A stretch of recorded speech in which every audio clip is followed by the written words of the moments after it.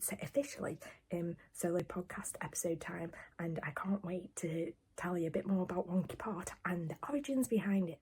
So whilst this is the first time I've actually ever done anything like this, what I do have is sort of behind the scenes sort of bits and bobs that I've previously been doing in regards to like the pottery that I've been doing, the reason why I do it, etc. And I thought this sort of episode will be, just great to tell you a bit more about the whys behind Wonky Pot and why it started.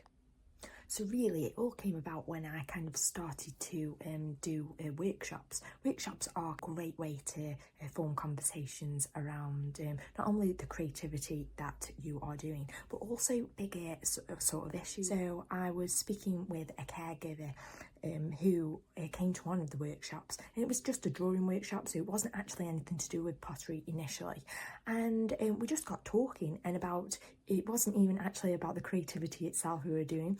It was about their interest in gardening and how this brings about hope in uncertain times. So they were talking about how they were a caregiver for their parents, and they were basically telling me the toll that it was having on their mental health, but the gardening was really helping as a way to help them cope with everything that they were going through. Just having this conversation in general really kind of sparked something. I don't know what it was. Maybe people call it like a light bulb moment. I don't know. But at the time, it was literally, oh, this is really interesting. Like, how many caregivers are there? There are like a lot of people within healthcare. I totally understand. But what about all the people that are looking after people within society? So when you think about it in regards to caregivers, there are healthcare workers, there are parents, there are entrepreneurs.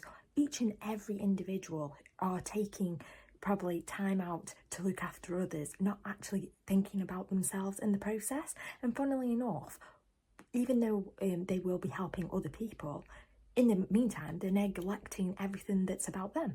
So due to this sort of idea about the Wonky Pot in my mind, it didn't even have a name, to be fair. It was niggling at the back of my mind. It was funny because when I was going to work, which my workplace is the World of Wedgwood, I also facilitated clay workshops there. So at the time I was going there and I was thinking, oh, well, these people, could they be teachers? Could they be parents? And each and every time these people were coming onto the wheels, I was finding how they were finding it so cathartic, saying, oh, I feel so at ease. I feel like so peaceful. They basically could spend hours at a time on there and feel like it's relieved some sort of pressure. From all of this sort of idea within me was getting bigger and stronger, and I was like, well, there really is something about clay.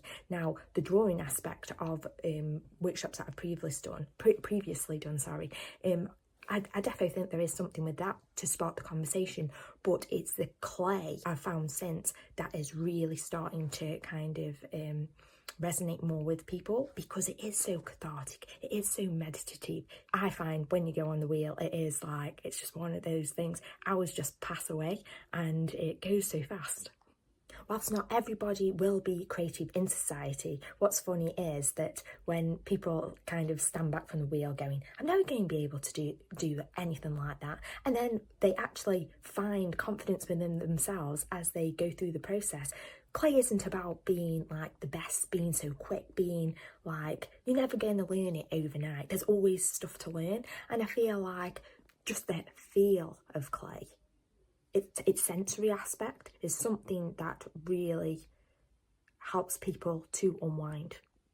So whilst all this was going on, and each and every day I was feeling more and more like so glad that this sort of initiative, this sort of feeling of a project which I felt so passionate was coming about, what was happening in the meantime is what I suppose was happening with carers in regards to their families and who they were looking after. I too kind of got into that sort of burnout stage. So of last August, it was absolutely terrible. I felt as though I was popping like all the work into, whether it be creative projects, whether it be a sort of podcasting, whether it be through clay itself. I felt like all of my energy was being put into all these places, yet in reality I had no space for myself. I had no sort of time for me, which as a result, yeah, complete and utter burnout. And I didn't even think I'd be back on socials again. Yeah, usually I'd be popping posts up, I'd be sharing my insights, etc. But literally over, I think it was maybe about half a year or something like that, I literally just didn't have the energy to post. And it was at this time, whilst I was still thinking about the Wonky Pot that was in process, I was thinking, well, I can resonate with this, and this is why I kind of feel this sort of initiative would also be suitable for entrepreneurs, because we ourselves burn ourselves to the ground, and because we love what we do so much. However, when we do love what we do so much, we then kind of start to kind of derail, and burnout is a really big thing. I don't know if you've ever found that too. And if you have ever experienced burnout, yeah, be sure to pop that in the comments. But yeah, at this point, yeah, I had to take myself away from the situation, get off the socials completely, and rest.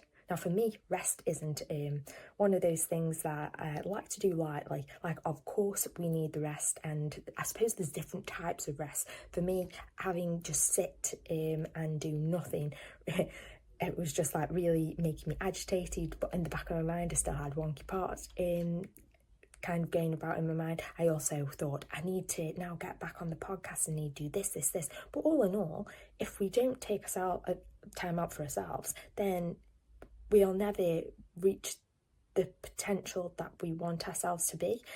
So yeah, I kind of had to take my own words of advice and put them into practice. So I came away from social, and I just sat there and yeah, did nothing for about, I think it was 7 months, and now I'm back, and I couldn't be happier.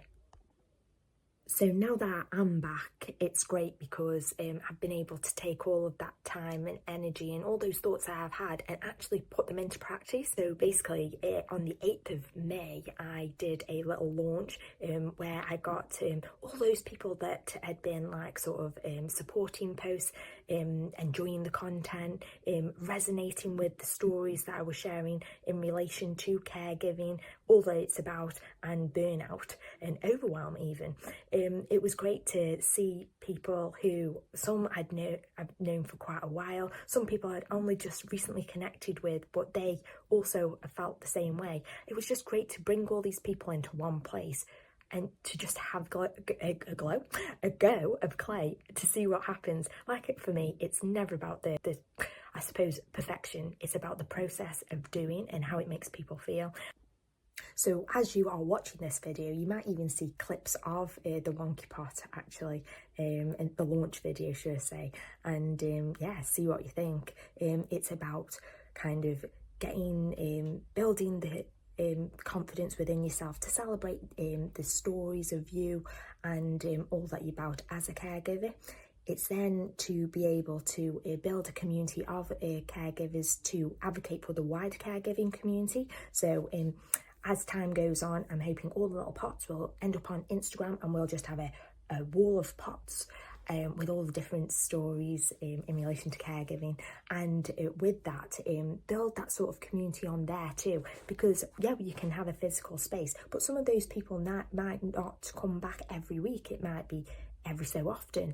I feel like with the pots being on a digital platform, we'll be able to kind of celebrate everybody together and all that they're about. And lastly, yeah, the creativity part is, I suppose it's not even kind of the most important part. To celebrate ourselves and all we are first, we can't build the community and the creativity that then aligns with us. So yeah, I just can't wait to see how this will go forward.